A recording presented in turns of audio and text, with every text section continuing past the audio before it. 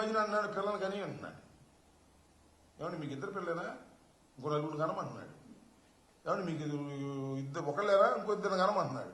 ఏంది కనేది? హాస్పిటల్కి వెళ్తే ఎంత అవుతుంది? పిల్లల ఫీజులు ఎంత అవుతున్నాయి? అరే నువ్వు ఇస్తానన్నేమో 15,000 ఎగ్గొట్టేశావు. ఇప్పుడేం పిల్లల్ని ధారాళంగా కనాలంట. ఆయన మాత్రం ఒక్కనే కంటాడు, వాళ్ళ అబ్బాయి కూడా ఒక్కనే కంటాడు. ఇది చెప్పేటందుకే నీతులు ఉంటాయి, మరీ ఉండవు. ఇది ఉన్న పరిస్థితి. చంద్రబాబు నాయుడు గారు చెప్పడానికి మాత్రం అద్భుతంగా చెప్తాడు. అరే అప్పుడు మా రోజుల్లో ఇద్దరు లేక ముగ్గురు అనేవాళ్ళండి, ఈయన ఒకడంగా అన్నాడు. ఏంటో మరి నాకు అర్థం కాదా.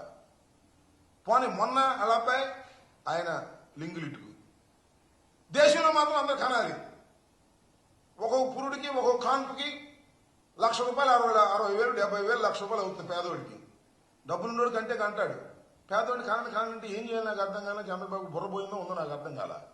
ఎస్ నిజమే, మరణాల రేటు ఎక్కువ, జననాల రేటు తక్కువ ఉన్నప్పుడు జననాలు పెంచమనండి, తప్పులేదు. జననాలు పెంచాలంటే ఏం చేయాలి చెప్పండి. అయ్యా మీరు ఇద్దరు తప్ప మూడో వాడిని కంటే ఆ ఖర్చు మేము పెట్టుకుంటామని చెప్పండి.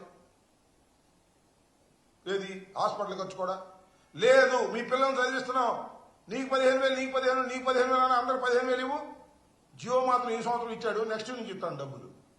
నాకు అర్థం కాదు ఏంటి కామెడీ. ఇలాంటి ఫుల్ కామెడీ చేస్తున్నారు చంద్రబాబు నాయుడు గారు. అదేమంటే ఆయన కామెడీ అంటే ఒప్పుకోరు. ఆయన పత్రికలు ఉండగా మొట్టమొదటి రాత్రాలు హీరో అని. ఫుల్ కామెడీ, అద్భుతమైనటువంటి కథలు వండి వారుస్తున్నారు.